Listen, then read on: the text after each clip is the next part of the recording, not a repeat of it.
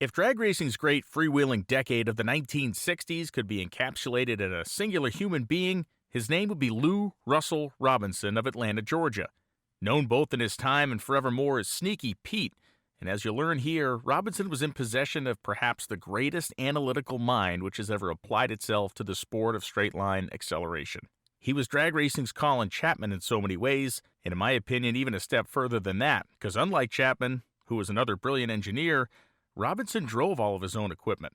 He drove the cars to shocking glories and, sadly, to his ultimate demise. Truly the first man to take formal engineering training and apply it analytically in a sport full of empirical geniuses, Robinson's feats, accomplishments, and innovations are on a scale and scope beyond perhaps any other single person in the history of drag racing.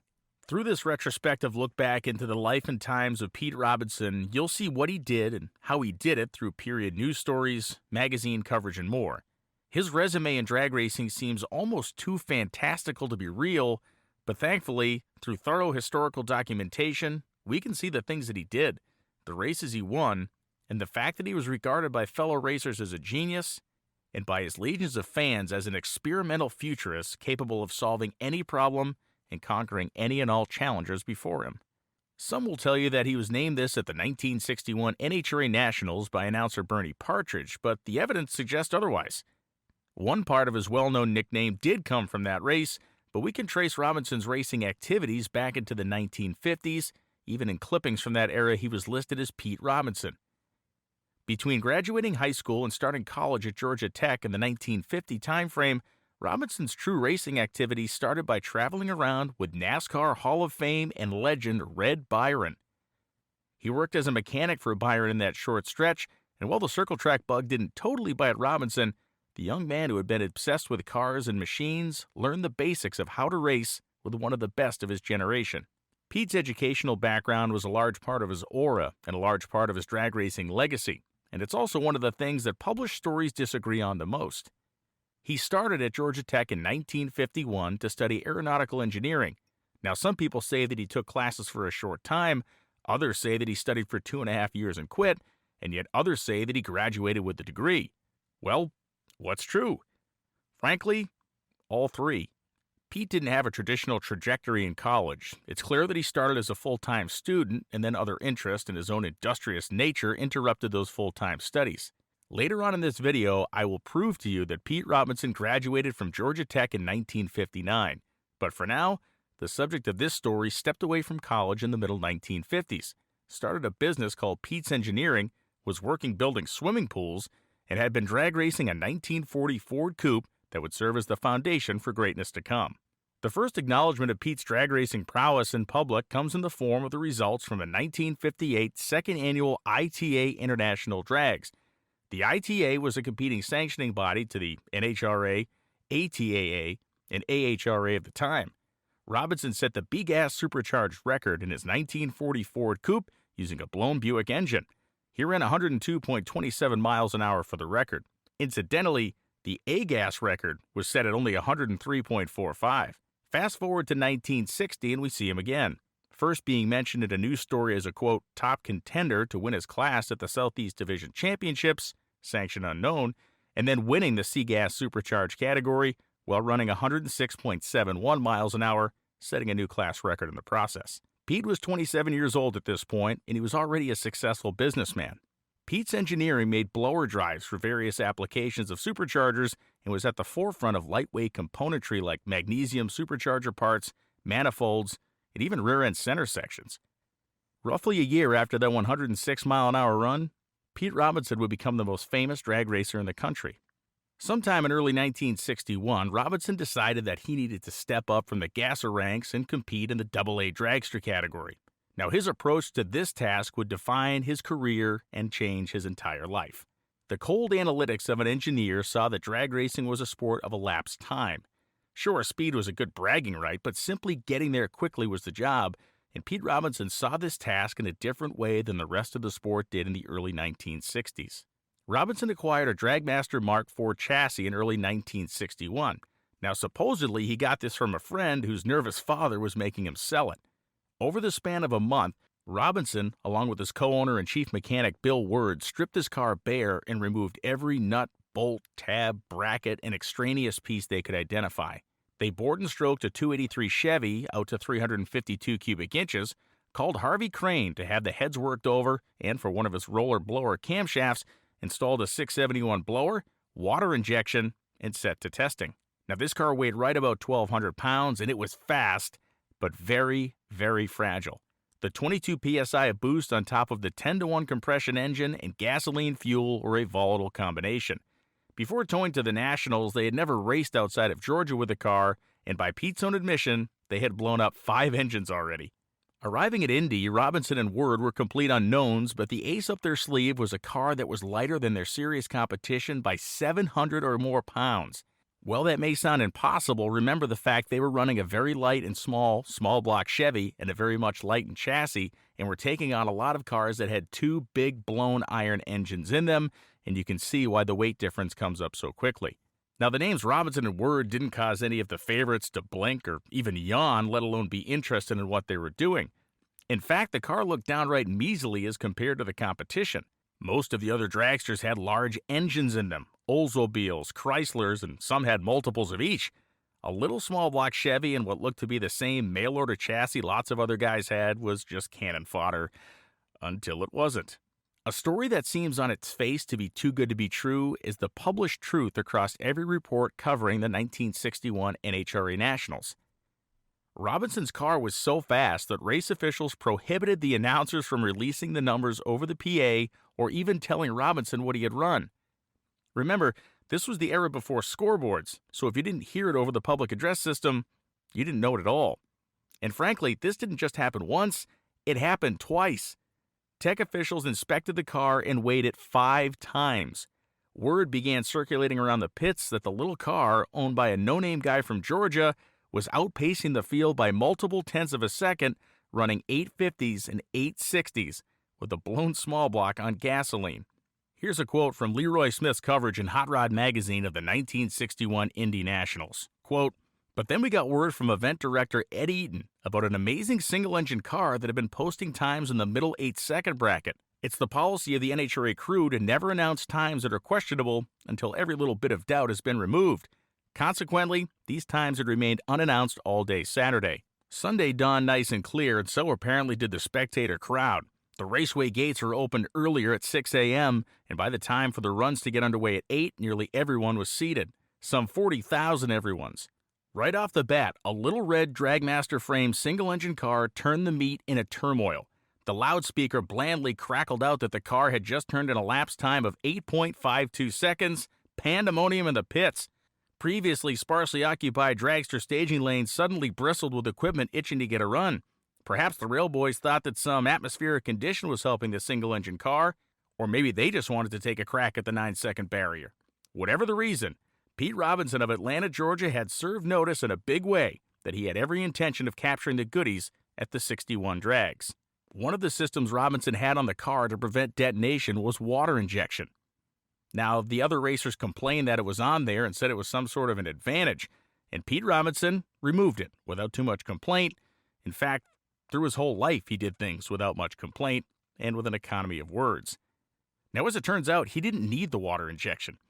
During the AA Dragster class eliminations, and remember, there was no top fuel at this point, so blown dragster was the top class, Robinson took out the twin-engine, 4-slick-equipped dragster of Eddie Hill, dumped Jack Chrisman, and then kept on slashing until he got to the class final against Tom McEwen and Gene Adams' mighty Olds Power dragster. Trailing lightly until half-track, the little Chevy buried the big Olds at the big end, and Robinson won the most high-profile class at the race with the lightest car and the smallest engine. He also blew up the motor in the process. Initially satisfied with this honor alone, he was going to head back to Georgia and his business, but he was talked into fixing the car to run for top eliminator on Monday at Indy. Facing Pennsylvania's Bob Carroll and his A-competition coupe for the top eliminator final, Robinson easily cruised to that honor as well, not to mention the bragging right of low ET of the entire race. The life of an otherwise unknown hot rodding engineer from Georgia would be forever altered. Winning the Nationals in 1961 was akin to winning American Idol or any other nationally known performing contest. It legitimately launched the career of the winner. Unlike winning the Winter Nationals at the start of the season and getting bookings until early the next year, Winning the Nationals was both a bigger deal and far more profitable. You were guaranteed match races through the end of that season and for virtually the entire next year as a Nationals champion. Oh, and one more note about the 1961 Nationals. There was an infamous beer riot among the most lubricated spectators who had run dry while partying. 150 young guys marched on the city of Claremont, Indiana, seeking liquid refreshment. 15 went to jail, and the names were placed on the deepest, darkest depths of Wally Park's blacklist for the rest of time. Now, within days of winning the Nationals, the phone at Pete's Engineering basically melted off the wall with orders for lightweight parts and match race bookings. Robinson match raced his way across the country through September and spent the month of October racing in California to finish off his year.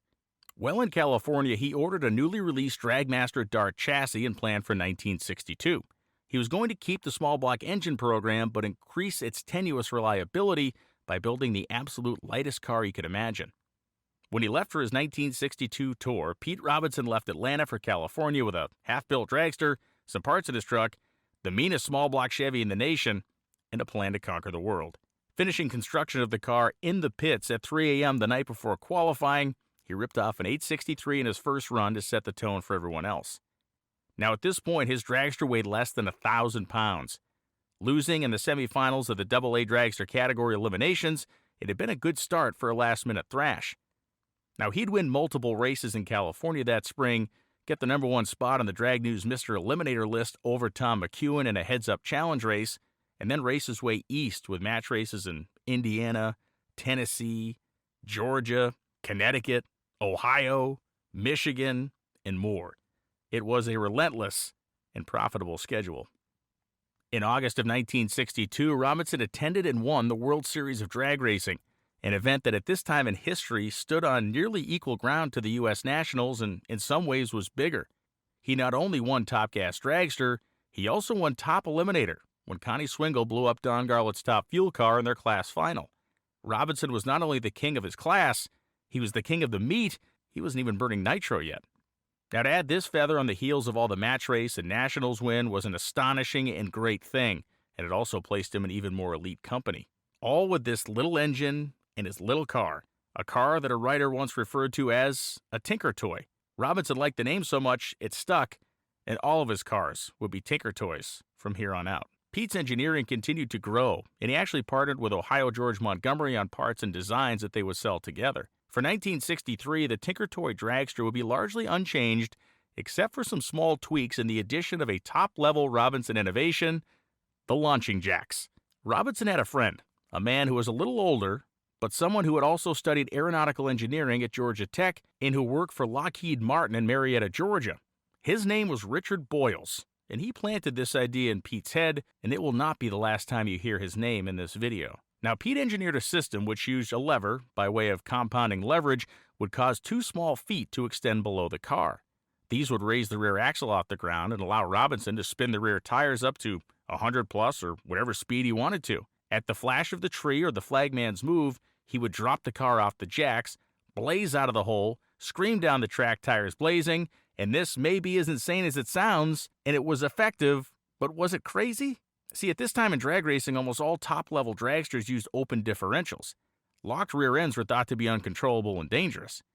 Robinson and Boyles reasoned that the two spinning tires are like giant stabilizing flywheels that, when they hit the ground, did so with less drivetrain impact than dumping a clutch. They would also provide a gyroscopic effect to help the car going straight.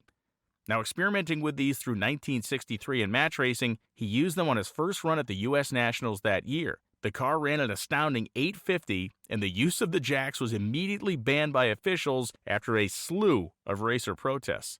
Now, there was no rule against them in the book at the start of the day, but by the end of the day, they had been outlawed. The debate over the merits or dangers of the jacks brought Don Garlits and Pete Robinson to a major public feud, a feud that was played out in interviews and through the pages of magazines from coast to coast. Garlits was staunchly opposed, and Robinson argued to no avail that the device was actually a safety feature, not a risk. Now, one last note about 1963.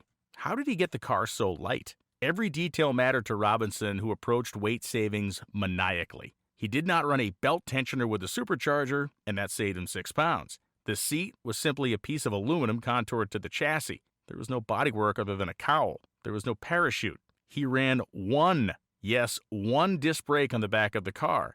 He ran a torque tube drive setup to eliminate U-joints in a traditional drive shaft. He made custom lightweight hubs and wheels, and even the stuff inside the engine was all lightened up. The steering box was magnesium, the pedals, all of it. Not one part of the car was present without scrutiny.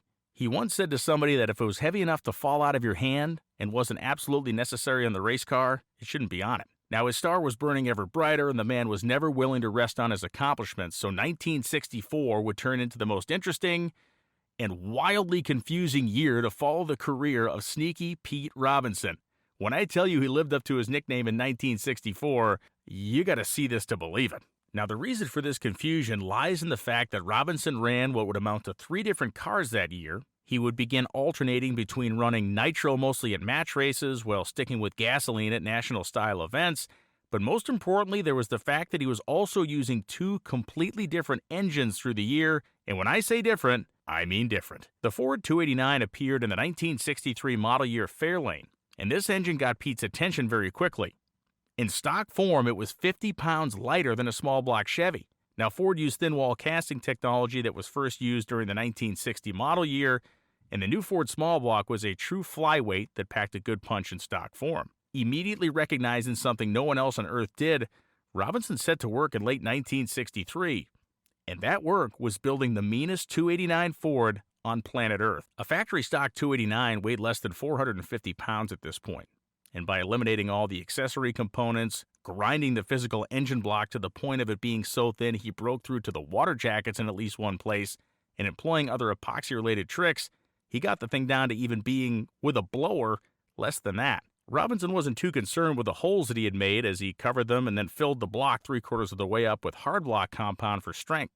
Needing more displacement, he had Moldex make him a billet crankshaft with a longer stroke, keeping the stock bore, the engine measured, 352 cubic inches, the exact same as a small block Chevy.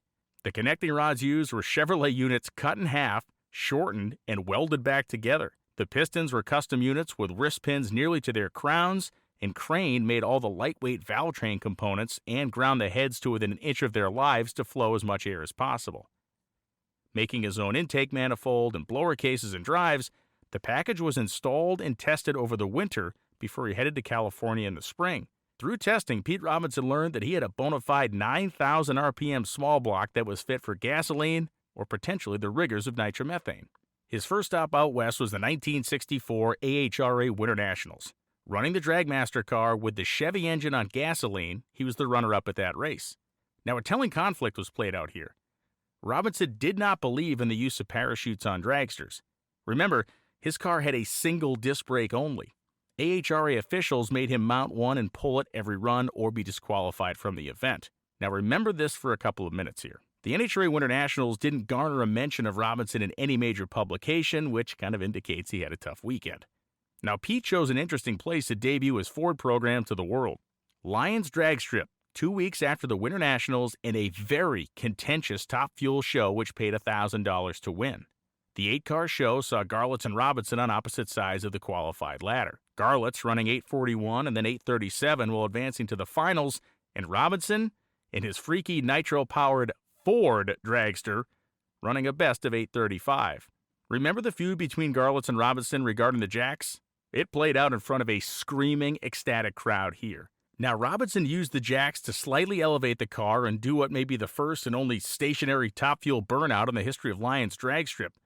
Garlits was seemingly running on only 7 holes, and Robinson was messing around with the jacks to wind up the crowd and to wind up Big Daddy. Off the jacks, the 2 cars staged, they left together, and Garlits' car began to trail with only 7 cylinders. Shortly into the run, Robinson's car melted a head gasket, but he ran an astonishing 8:17 on nitro to take the win.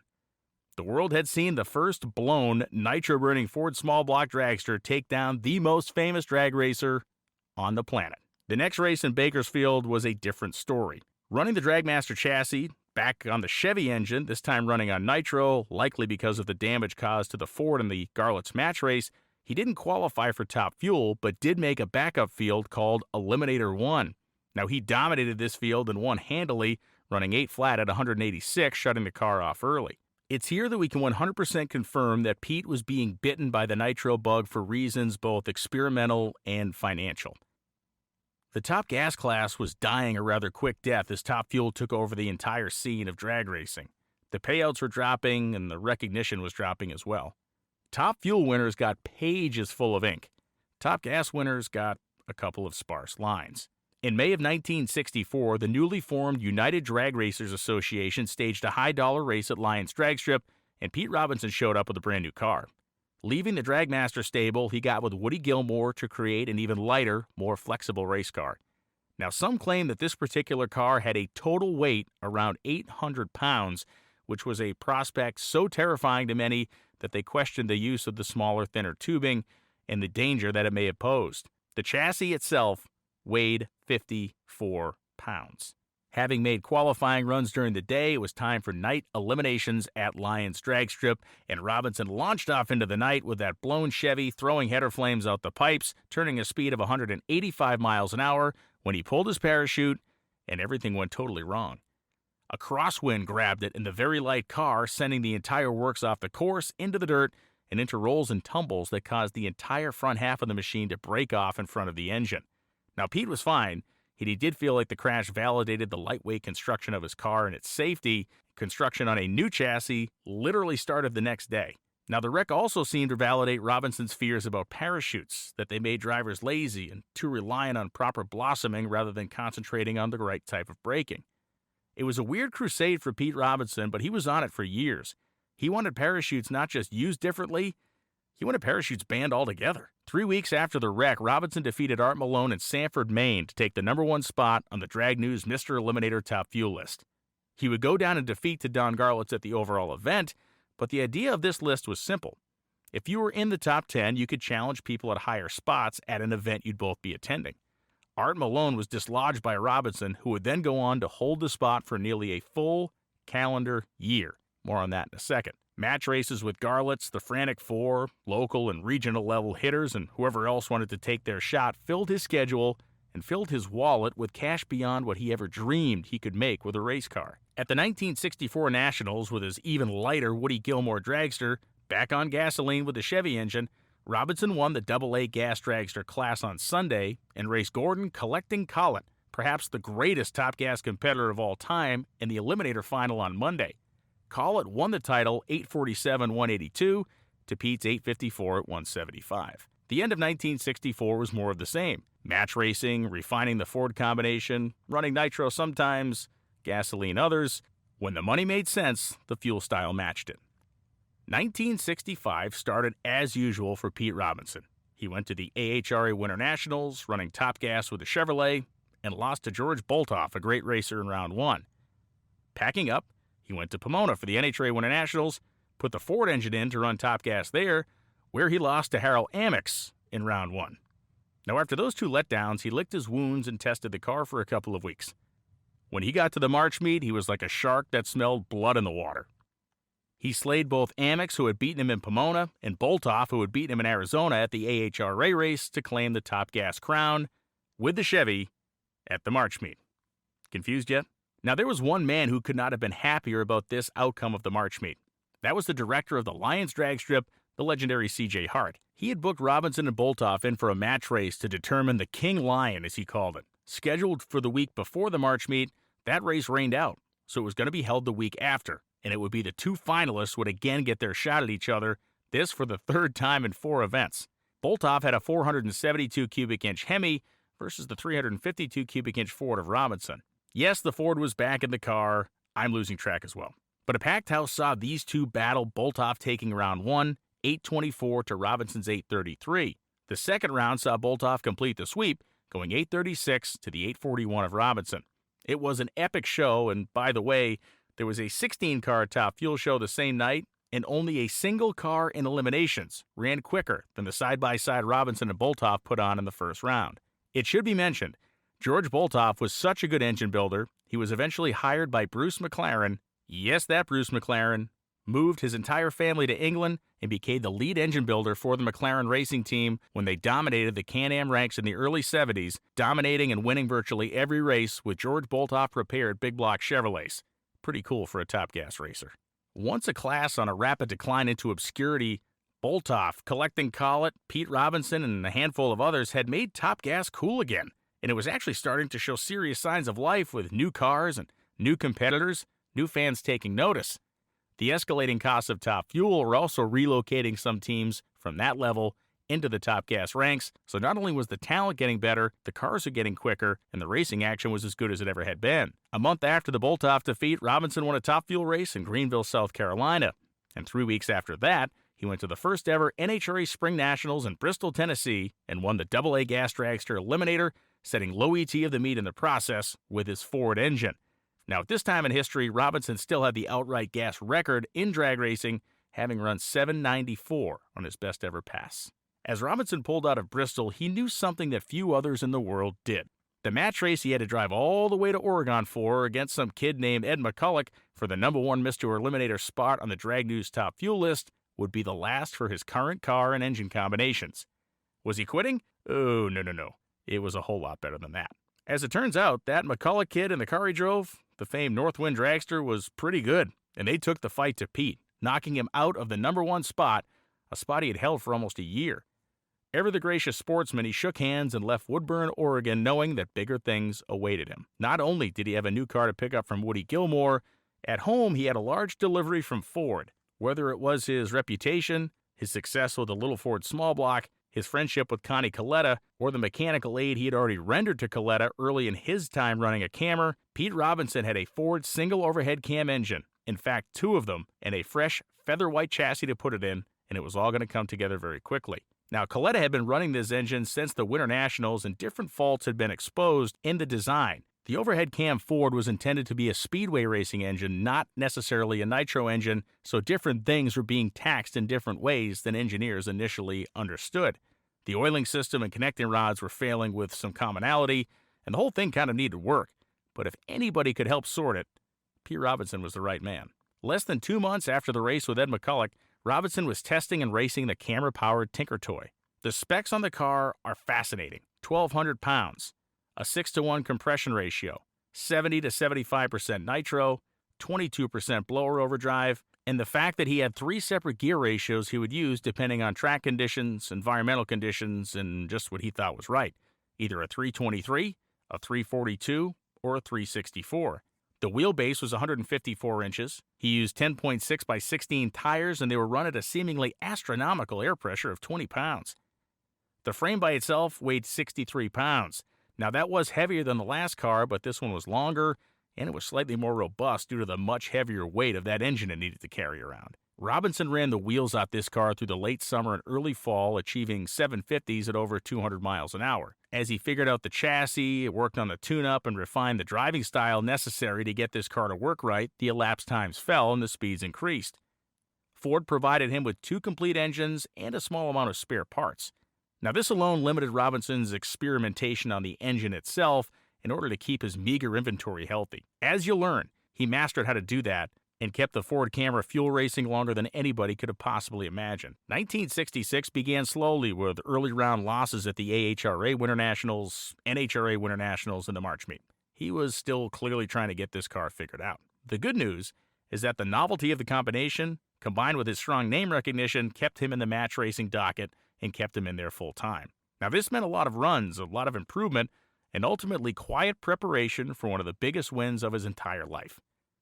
The 1966 Nationals saw Robinson qualify for the Eliminator field in Top Fuel, but went down again in the first round to the Marshall and Vermilion car, losing on a hole shot, 777 for them, beating a 773 for him. The final race of Robinson's year would be the NHRA World Finals in Tulsa, Oklahoma. In order to get to this race, you had to have earned points in regional-style NHRA competition, which Robinson did. Now, despite his early season struggles, Robinson shined like a diamond at Tulsa, chewing through the field and beating Dave Beebe to win, 727 to Beebe's 784. Now, this made Robinson the 1966 NHRA Top Fuel World Champion and delivered the largest victory yet to Ford for its use of the camera in drag racing. Again, this meant that Robinson's pump would be primed for endless match racing and paid appearance events in 1967, a year in which Connie Coletta really took the camera to new heights, as I spoke about in a previous video on the subject. 1967 would come with some trouble for Robinson along with all those match races.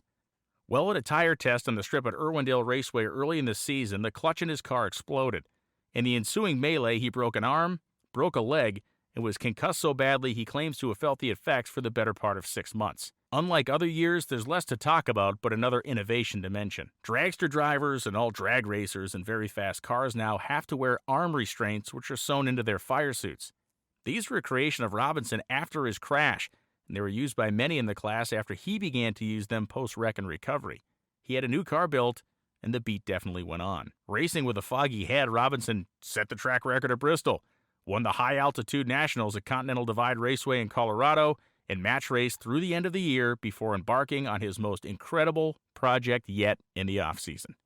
Before we get to that, we certainly have to mention Pete's genius engineering move in 1967. He took his camera engine to Harvey Crane's shop in Florida, put the engine on a dyno, and then, convinced that the timing chain accuracy was compromised at high RPM and that bad cam timing would devastate nitro engines, he had an idea. He placed 2 black discs on the end of each camshaft and used a video camera to record them while monitoring the engine in real time. Each disc had a white stripe on it that was set to top dead center when the engine was fired up. Now, by watching this, he was able to determine a variation in cam timing over the course of the RPM range because of the timing chain. His solution? He created, from scratch, a perfectly accurate gear drive system that solved any issues with this problem. Elegant in its simplicity of appearance and intoxicating in its complexity of design, it worked perfectly, as did the custom cams his sponsor and friend Harvey Crane made for him. Robinson re-engineered the front cover of the engine to package it all up, and yes, these were also sold by Pete's Engineering. Pete Robinson came up with something else in 1967 that may not be as beautiful as the gear drive on the Camry, but it is pretty interesting because we see it every time we go to the drag strip these days. Robinson understood that push-starting dragsters was dangerous and a pretty slow process, and roller starters were okay, but they weren't that great. He wanted to be able to start his car on the starting line, and so he adapted the air starter from a diesel truck to attach to the front of the supercharger. He attached a welding bottle that had air pressure in it and used that air pressure in the bottle to spin the starter over, which then started his dragster. So yes, in 1967, you can also thank Pete Robinson for developing the self-contained dragster starter. Now, if we remember back to Richard Boyles, Robinson's pal who was the design engineer and the developmental wing of Lockheed, he was the man behind the curtain in some of the most exotic exploits of Sneaky Pete's career, but this one was perhaps the masterwork of each. A full 2 years before Jim Hall's Chaparral 2J sucker car, Pete Robinson and Dick Boyles built what Carcraft writer Terry Cook called the vacuum cleaner. Undoubtedly, you've seen images of this incredible-looking contraption, but many do not understand the concept of what was going on here. Quite simply, it was a method of creating mechanical downforce using the available mechanical elements of the car. As Streamliner dragsters had proven to be a huge bust due to the weight penalty of the body, Boyles and Robinson decided to make their car stick to the track in a different way.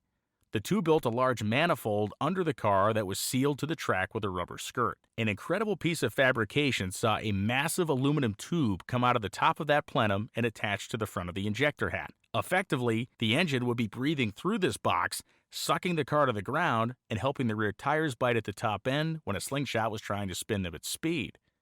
Now, huge filters were placed in the box, which kept rocks and other stuff from being sucked into the engine. The photos you see here of Boyles and Robinson showing the works off to Cook were taken before it was tried in public at an NHRA regional event at Warner Robins, Georgia. It had been tried in private testing previously as well.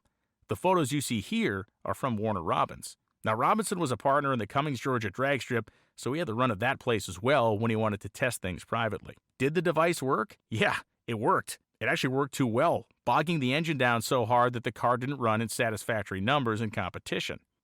Beyond the obvious traction improvement, Robinson believed that it would help with the rampant clutch explosions that were happening in the sport at this time by giving the car traction all the way down the racetrack and keeping RPMs at a more suitable level, among other benefits in handling and other things. Now, as you can see in these images, there was a relief valve built into the tubing heading to the injector hat. My opinion is that this was open during the time when the engine was idling, and would either be manually closed or sucked shut when the car went to full throttle, and then would pop back open and release the inevitable surge of air that would back up when the throttle blades were snapped shut. Lastly, it is my lone opinion that Boyles had the amazing ducting made by Lockheed at their fabrication shop on the sly. I mean, this is aircraft level work. The size and the shape of this tube is just stunning, pretty incredible in every way. So, if somebody ever asks you if Lockheed has ever worked on a dragster, the answer is unwittingly to management, they sure have. There was a downside to this experiment over it malfunctioning and working too well. It left a lingering idea in Pete Robinson's head that wouldn't leave, likely in the head of Boyle's as well. If the vacuum concept worked but worked too well, what about simplifying it and making something lighter but maybe just as effective? Robinson's 1968 and 69 seasons are relatively uneventful with localized and regional wins along with match race success, but outside of some decent showings at the premier level events, he was kind of treading water. 1970 would be another great season for Robinson. He won the NHRA Summer Nationals at York US 30 Drag Strip, and then went to Bristol, Tennessee, and won the AA Fuel Dragster class honors before losing late in eliminations. At the U.S. Nationals, Robinson lost in the second round to eventual race winner Don the Snake Prudhomme. It needs to be mentioned now that by this time in his life, Robinson was trying to settle down. He was 37 years old, married to his wife Sandra, had a daughter named Kelly as well. He was the last man running the Ford Camry engine in any capacity of Top Fuel racing, and parts were getting harder and harder to source. His business was large enough that it would comfortably support his family, and the appeal of rocketing down the track didn't quite carry what it once did. Pete enjoyed flying, had his own airplane, and more importantly was set to pursue his true life's dream, to design and build a car of his own for the Indy 500. He said this in newspaper articles on multiple occasions over his career that his ultimate dream was to pull this off. My opinion is that he knew he could employ so many ideas and concepts he had used in drag racing, but could employ them in ways that drag racing prohibited him from doing. At this time in history, the Indy 500 was still one of the most uninhibited by rules racing events in the world. But the strip did still hold some allure, especially the large meets. At the end of 1970, Robinson hired a guy named Bud Dabler to drive his dragster. Dabler was experienced, a guy who had made headlines over the course of his drag racing, car building, and driving career, and was certainly fit to do the job. The car that Dabler was driving was equipped with some ground effects devices, some of those lingering ideas he had after the vacuum cleaner experiment. Now, these were concepts which simplified the concept of the vacuum cleaner and provided that downforce and traction that he had long been seeking. Dabler drove the car a handful of times, but simply didn't like the characteristics of how it drove, was uncomfortable, and quit the job.